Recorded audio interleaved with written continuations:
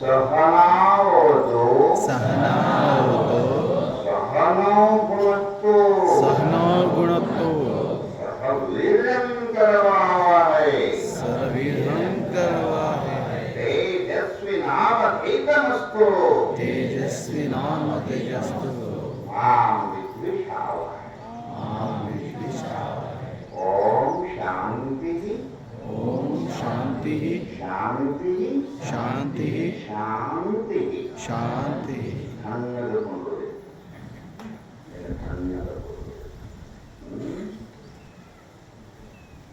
ಸ್ಮರಣೀಯ ಪೂಜ್ಯ ಪಾದ ಸದ್ಗುರುಗಳ ಚರಣಾರವಿಂದಗಳಿಗೆ ನಮಸ್ಕಾರಗಳನ್ನು ಸಮರ್ಪಿಸಿ ಚೈತನ್ಯ ಮಾತ್ರದಿಂದ ಸರ್ವ ಕ್ಷೇತ್ರವನ್ನು ಸಂಜೀವನಿಯನ್ನಾಗಿ ಮಾರ್ಪಡಿಸಿದ ಪರಮ ಪೂಜ್ಯ ಬ್ರಹ್ಮವೀರ ವಿಜ್ಞಾನಂದ ಪಂಗಳ ಚರಣಾರವಿಂದಗಳಿಗೆ ತಂದೊತ್ತ ಪ್ರಣಾಮಗಳನ್ನು ಸಮರ್ಪಿಸಿ ತದ್ಗುರು ಮಹಾನುಭಾವರು ಅಸ್ಮದ್ ಗುರು ಪರಂಪರೆಗೆ ತಿಲಕದಂತಿರುವಂತಹ ಪೂಜ್ಯಪಾದ ಗುರುವಂತು ದೇವಾನಂದ ಪಂಗಳ ಚರಣಾರವಿಂದಗಳಿಗೆ ನತಮಸ್ತಕರಾಗಿ ಶಾರದೆಯ ಪ್ರತ್ಯಾವತಾರಿ ಮಹಾನುಭಾವ ಬಹುತೇಕ ಜೀವನ್ಮುಕ್ತದ ಸ್ಥಿತಿಯನ್ನ ಆಡಿ ಅಲ್ಲ ಆಚರಿಸಿ ತೋರಿಸಿದ ಕೆಲವು ಮಹಾನುಭಾವರಲ್ಲಿ ಅಗ್ರಗಣ್ಯರು ಸಹೋದರಂತ ಲಕ್ಷ್ಮೀ ತೋರ್ಪಾಡಿ ಆಡಿ ತೋರಿಸುವ ಜೀವನ್ಮುಕ್ತರನ್ನ ಕೊಂಡಾಡಿದರು. ನಡೆದು ತೋರಿಸಿದ ಮಹಾನುಭಾವರು ಲಕ್ಷ್ಮೀ ತೋರ್ಪಾಡಿ ಅವರು ಇವತ್ತು ನಮ್ಮ ಸನ್ನಿಧಾನದಲ್ಲಿ ದಿವ್ಯ ಸಾನ್ನಿಧ್ಯವನ್ನು ವಹಿಸಿಕೊಂಡು ನಮಗೆ ಶ್ರೀರಾಜ ಮಾಡಿದ್ದಾರೆ. ಒಳ್ಳೆ ಹರಿದು ಹೋಗಿ ಚಂದ ಒಳ್ಳೆ ಎಲ್ಲಪ್ಪ ಆಶ್ರಮ ಎಲ್ಲಿ ಬರ್ತದೆ ರಾಯಚೂರು ಚಂದ ಇಂಥವ್ರನ್ನು ಬೆಳೆಸಬೇಕು. ಚಪ್ಪಾಳೆ ಇವರು ನಮ್ಮ ಭಾವಿ ಭವಿಷ್ಯತ್ತಿನ ಸದ್ಗುರುಗಳು.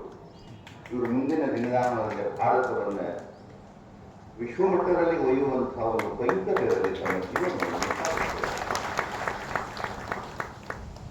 ಮತ್ತೆ ಮುಂಜಾನೆ ದೇವರು ಒಟ್ಟ ಕನ್ಯಾಣ ಸಿಗುವಂತೆ ಜ್ಯೋತಿಷ್ ನೋಡಿರ್ತೇವೆ. ಅವ್ರು ಮುಂಜಾನೆ ಆದ ಕೂಡಲೇ ನನ್ನ ಹೆಂಡತಿ ಉಪ್ಪಿಟ್ಟು ಮಾಡಿ ಸಾಕಾಗೋಯ್ತು. ಬರೇ ಕನ್ಯಾ ಸಿಗೋದು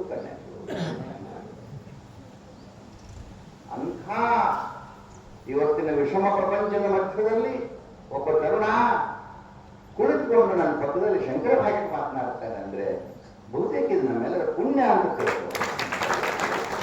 ಏನು ಹೇಳಿದ್ರೆ ನನಗೆ ಬೇಕಾಗಿತ್ತು. ಅದಕ್ಕೆ ಚಂದ ಅವರ ಭಾವನೆ ಅದು ತಕ್ಕ ಹಾಗೆ ವಿದ್ವಾನ್ ಸರ್ವತ್ರ ಪೂಜ್ಯತೆ ಎನ್ನುವಂತಹ ಮಾತಿಗೆ ಹಿರಿಯರಾದಂಥ ಈ ಭಾಗದ ಒಂದು ಪ್ರತ್ಯಕ್ಷ ವಿದ್ಯಾದೈವ ಪೂಜ್ಯಪಾದರಾದಂಥ ನಮ್ಮ ಗುರುಗಳು ಚಪ್ಪಾಳೆ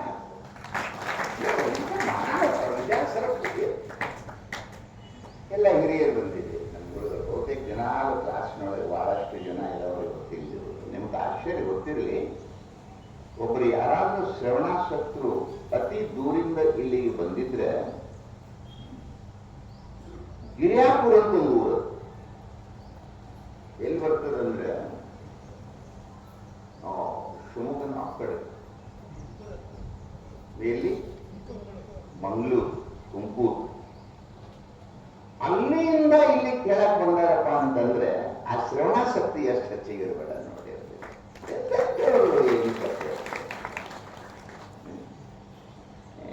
ಸಂತೋಷ ಆಗ್ತದೆ. ವಿಷಯ ಏನು ಅನ್ನೋದನ್ನ ಹೊಗಳ್ಕೊಂಡು ಬಂದಿದ್ದಾರೆ. ಪಾಠಕ್ಕಿಂತಲೂ ಮುನ್ನ ಒಂದೆರಡು ಯೋಚನೆಗಳನ್ನು ನಿಮಗೆ ಸ್ಪಷ್ಟೀಕರಣ ಮಾಡಿ ಎಷ್ಟು ಸಾಧ್ಯತೆಯೋ ಅಷ್ಟೆಲ್ಲ ಕರ್ಕೊಂಡು ಹೋಗ್ತೇನೆ. ನನಗೆ ಎಲ್ಲಿ ದನು ಆಗ್ತದೆ ಸಮಯ ಆದ್ಮೇಲೆ ಬಿಡುವುದಿಲ್ಲ. ನಾನು ಎಷ್ಟೊತ್ತಿಗೆ ಬಿಡುವುದು? ನಾನು ದನು ಆಗ್ತೇನೆ. ನಾವು ಒಕ್ಕಲಿಗೆ ಹೊಲ ಹಾಳು ಮಾಡೋದು, ಕಸ ಇರ್ತಾವ, ಮಳೆ ಬರುವಂದಿರ್ತದೆ.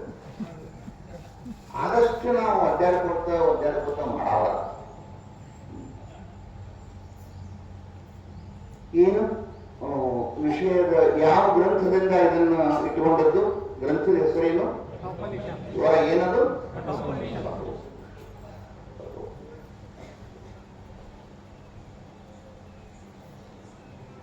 ನೋಡಿ, ಗ್ರಂಥ ಇದು ಮೂಲತಃ ಕಾಟಕೋಪನಿಷತ್ ಏನಂತಾರೆ ಇದಕ್ಕೆ? ರೂಢಿಯಲ್ಲಿ ಕಠೋಪನಿಷತ್ ಬಂದಿದೆ. ಇದರ ಮೂಲತಃ ಹೆಸರೇನಿದ್ದು ಏನಿದೆ ಜೋರಾಗಿ? ನೀವು ಯಾಕಂತ ಹಚ್ತಾರ ನನಗೆ ದನ ಮಾಡ್ಬೇಕಲ್ಲ, ಅದಕ್ಕೆ ನಿಮ್ಮನ್ನ ಹೇಳಕ್ ಹಚ್ತಾನೆ. ಕಾಟಕೋಪನಿಷತ್ ಈ ಹೆಣ್ಣು ಹುಡುಗರನ್ನ ವರ ಕನ್ಯಾ ನೋಡ್ತೀವ. ವರ ಕನ್ಯಾ ನೋಡಿ ಅದು ನಿಶ್ಚಯ ಆದ ಕೂಡಲೇ ಊರನ್ನವ್ರು ಕೇಳ್ತಾರೆ, ಸೊಸೆನ ತಗೊಂಡ್ರಿ ಅಂತ, ಯಾವ್ದವರು ಅಂತ ಕೇಳಿದ ಕೂಡಲೇ ಅವ್ರು ಹೆಂಗೆ ಹೇಳ್ತಾರೆ ಅಂದ್ರೆ, ಆ ಊರ, ಅವ್ರ ಅಪ್ಪ, ಅವ್ರ ಅಜ್ಜ, ಅವ್ರ ಮನೆತನ ಇಂಥವ್ರ ಮನೆ ಅಂತ ಹೇಳಿ ಹೇಳ್ತಾರೆ. ಕುಲ ಅದು ಏನಪ್ಪ ಎತ್ತರ ಆಳುತ್ತಿ ಹಿಂಗೆಲ್ಲ ಹೇಳ್ತಾರೆ. ಹಂಗೆ ಇದಕ್ಕೂ ಕೂಡ ಒಂದು ಊರು. ಇದು ಯಾವುದು ಕಾಟಕೋಪನಿಷತ್ ಎಲ್ಲಿಂದ ಹೋದ್ಸಲ ಕೇನೋಪನಿಷತ್ ಹೇಳಿದೆ ಗೊತ್ತದೆ. ಹೋದ ಕೇನೋಪನಿಷತ್ ಮಾತಾಡಿದೆ, ಈ ಸಲ ಕಾಟಕೋಪನಿಷತ್ ತೆಗೆದುಕೊಂಡಿದ್ದಾರೆ. ಇದು ಯಾವುದು ಅಂತಂದ್ರೆ ಭಾರತೀಯ ಆಧ್ಯಾತ್ಮಿಕ ತತ್ವ ಪರಂಪರೆಗೆ ತವರು ಮನೆ ಏನಾದ್ರೂ ಇದ್ರೆ ಅದಕ್ಕೆ ಅದರ ಹೆಸರು ವೇದ. ಏನಂತಾರೆ ಅದಕ್ಕೆ? ವೇದ. ಚೆನ್ನಾಗಿ ತಿಳ್ಕೋಬೇಕು. ಏನಂತಾರೆ ಅದಕ್ಕೆ? ವೇದ. ನೀವು ನಿಮ್ಮ ಮೂಲತಃ ಜ್ಞಾನದ ಆಕರದ ಹೆಸರು ವೇದ. ವೇದ ಅಂದ್ರೆ ಯಾವುದು ತಿಳಿದುಕೊಳ್ಳಲು ಯೋಗ್ಯವಾಗಿದೆಯೋ ಅದಕ್ಕೆ ಏನನ್ನಬೇಕದಕ್ಕೆ? ವೇದ. ವೇದ ಅಂದ್ರೆ ಏನ್ ತಲೆ ಕೆಡಿಸ್ಕೊಳ್ಳುವಂತ ಅವಶ್ಯಕತೆ ಇಲ್ಲ. ಯಾವುದನ್ನ ತಿಳಿಯಲೇಬೇಕೋ ಅಥವಾ ಯಾವುದನ್ನು ತಿಳಿಯೋದರಿಂದ ಎಲ್ಲವನ್ನೂ ತಿಳಿದಂತಾಗುತ್ತದೆಯೋ ಅದರ ಹೆಸರೇನೋ ವೇದ. ಆ ವೇದಗಳು ಎಷ್ಟು ಅಂತ ಕೇಳಿದ್ರೆ ಏನೋ ಚೂರು ಹೆಚ್ಚು ಕಡಿಮೆ ಭಿನ್ನಾಭಿಪ್ರಾಯಗಳ ಮಧ್ಯದಲ್ಲಿ ಹೇಳ್ತೇನೆ. ವೇದಗಳು 4. ಏನಪ್ಪ? ಎಷ್ಟಪ್ಪವು? 4 ವೇದಗಳು. ಮನೆಗೆ ಮಕ್ಕಳಿಗೆ ಹೇಳ್ಬೇಕೇನು? ಮೊನ್ನೆ ಲಿಂಗಸೂರಲ್ಲಿ ಬರ್ತೇನೆ, ಲಿಂಗಸೂರಲ್ಲಿ ಮಹಾಭಾರತ ಹೇಳ್ತಾ ಇದೆ. ಒಬ್ಬಕ್ಕೆ 28-30 ಹುಡುಗಿರು ನೆನಪಿಲ್ಲ ನನಗೆ. ಆ ಹುಡುಗಿ ಪಾಠ ಕೇಳಿ 8 ದಿನದ ಪ್ರವಚನದಲ್ಲಿ 20 ಪ್ರಶ್ನೆಗಳನ್ನ ತಾನೇ ಬರ್ಕೊಂಡು ಉತ್ತರಗಳನ್ನು ತಾನೇ ಬರೆದು ಮನೆಯಲ್ಲಿರುವ ತನ್ನ ಮಕ್ಕಳು, ತಮ್ಮ ಅಕ್ಕನ ಮಕ್ಕಳು ಎಲ್ಲರಿಗೂ ಒಂದು ಕಂಠು ಮಾಡಿಸಿ ಆ ಇಡೀ ಓಣಿ ಎಲ್ಲ ಪ್ರವಚನ ಮುಗಿದೊಳಗೆ ಪಾಠ ಮಾಡಿದ್ರು. ಒಬ್ಬ ಲಿಂಗಸೂರು ಹಾಕಿದ್ರು. ಬಹುತೇಕ ಯಾರಾದ್ರೂ ಹೆಸರು ಹೇಳ್ಬೋದೇನೋ ಅಂತ. ಯಾರಾದ್ರೂ ಲಿಂಗಸೂರು ಅವ್ರಿಗೆ ಹೆಸರು ಹೇಳ್ಬೋದು. ಲಿಂಗಸೂರು ಹುಡುಗಿ ಏನು? ಸಂಗೀತ. 20 ವರ್ಷದ ಹುಡುಗಿ ನನ್ನ ಮುಂದೆ ಪಾಠ ಕೇಳ್ತಿದ್ಲು, ಮನೆಗೆ ಹೋಗಿ ಮಕ್ಕಳಿಗೆ ಪಾಠ ಮಾಡ್ತಿದ್ಲು. ಇದಕ್ಕೆ ನಿಜವಾದ ಕಾಯ್ತಾನ ಅಂತಾರೆ. ಇಷ್ಟು ನಾನು ದೂರಿಂದ ಈ ವಯಸ್ಸಿನಲ್ಲಿ ಇವರೆಲ್ಲ ನಾವು ಇಲ್ಲಿ ಬಂದು ನಿಮ್ಮೊಳಗೆ ಕುಂತು ಇದನ್ನ ಹೇಳಿ ನಮ್ಮ ಕೂಡಲೇ ಇದನ್ನ ಗಾಡಿ ಹತ್ತಿಸಿ ಕಳಿಸಿದ್ರೆ ನಮಗರ ಏನ್ ಬೆಲೆ, ನಿಮಗರ ಏನ್ ಬೆಲೆ? ಏನ್ ಬೆಲೆ? ಯಾಕೆ ಬಂದದ್ದಿಲ್ಲಿ? ಏನ್ ಸ್ವಲ್ಪ ದೂರಿಂದ ಬಂದಾರ? ಎಷ್ಟು ಬಸ್ ಹತ್ತಿರಬಹುದು, ಎಷ್ಟು ಬಸ್ ಇಳಿದಿರಬಹುದು, ಎಲ್ಲಿ ನೀರು ಸಿಕ್ತೋ, ಎಲ್ಲಿ ಪ್ರಸಾದ ಸಿಕ್ತೋ, ಇಷ್ಟು ಬಂದು ನಮ್ಮ ಪಕ್ಕದ ಕೂತಾರಪ್ಪ ಅಂತಂದ್ರೆ ಅವ್ರ ಉಪಕಾರವನ್ನು ತೀರಿಸಬೇಕಾದ್ರೆ ಈ ಪಾಠವನ್ನು ನಿಮ್ಮ ಮಕ್ಕಳಿಗೆ ಹೇಳ್ಬೇಕು. ನೀವು ಇದು ಅವಾಗ ಮುಟ್ತದೋ ಆ ವೇದದ ಒಂದೊಂದೇ ಹೆಸರುಗಳು ಬಹುತೇಕ ಭಾರತೀಯ ಹಿರಿಯರೆಲ್ಲ, ಋಷಿಮುನಿಗಳೆಲ್ಲ ಸೇರಿ ಒಪ್ಪಿಕೊಂಡಂತ ಒಂದು ಉತ್ತಮೋತ್ತಮವಾದ ಹೆಸರು ಋಗ್ವೇದ. ಏನಂತಾರೆ ಅದಕ್ಕೆ? ಋಗ್ವೇದ. ಋಗ್ವೇದದ ಮುಖ್ಯ ಭಾಗ ಅಲ್ಲಿ ಕೇವಲ ಬೆಳಕು, ಕೇವಲ ಆತ್ಮಜ್ಞಾನ, ತತ್ವಜ್ಞಾನಗಳು ವಿಶೇಷವಾಗಿ ಇದ್ದು ಋತಜ್ಞಾನವನ್ನು ಹೊಂದಿರುವುದರಿಂದ ಅದಕ್ಕೆ ಋಗ್ವೇದ ಅಂತ ಕರೀತಾರೆ. ಎರಡನೆಯ ವೇದದ ಹೆಸರು ಯಜುರ್ವೇದ. ಏನಂತಾರೆ ಅದಕ್ಕೆ? ಯಜುರ್ವೇದ. ಏನಂತಾರೆ ಅದಕ್ಕೆ? ಯಜುರ್ವೇದ. ಯಾಕೆ ಸುಸ್ತಾರ ಸೇರುವುದಿಲ್ಲ, ನಿರ್ಧಾರ ಸೇರುವುದಿಲ್ಲ? ಇವಾಗ ಕನ್ನಡ ಸ್ಪಷ್ಟೀಕರಣ ಹೇಳ್ತೇನೆ. ಯಾರು ಸೇರುವುದಿಲ್ಲ, ಮನೆಯಾಗ ನಮ್ಮ ಮಕ್ಕಳು ಸೇರುವುದಿಲ್ಲ, ಸುಸ್ತಾರ ಸೇರುವುದಿಲ್ಲ ಅಂತ ದೇವರ ಕೇಳಕ್ ಬರ್ತಾನೆ ನನ್ನ ಅಂತೇಳಿ ಅದಕ್ಕೆ ಸೇರು.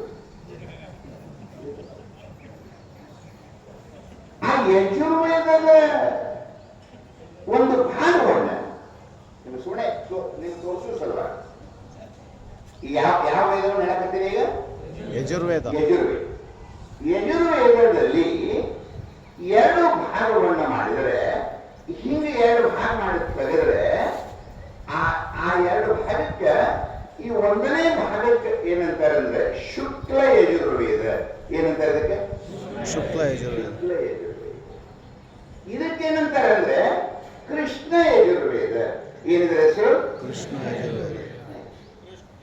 ಎರಡು ಕೂಡ ಹೇಳಿ ನೋಡೋಣ ಏನಂತಾರೆ. ಒಂದೇದು ಯಾವುದು?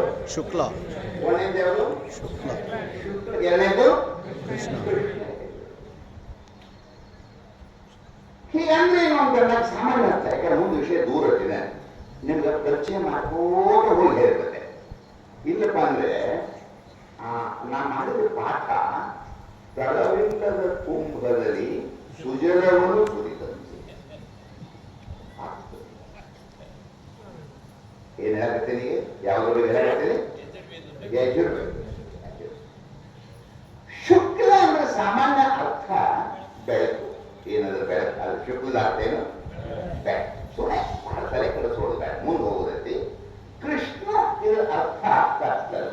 ಕೃಷ್ಣ ಇದರ ಅರ್ಥ ಏನು? ಕತ್ತಲು. ಕೃಷ್ಣ ಅಂತ ಅಂದ್ರೆ ಕೃಷ್ಣ ಪಕ್ಷ, ಶುಕ್ಲ ಪಕ್ಷ ಅಂತ. ಶುಕ್ಲ ಪಕ್ಷ ಅಲ್ಲೂ ನೀವು ಬಳಸ್ತಾ ಇರ್ತೀರಿ ಅವನ್ನ. ಕೃಷ್ಣ ಇದರ ಅರ್ಥ ಏನು? ಮಂದವಾದ ಕತ್ತಲೆ.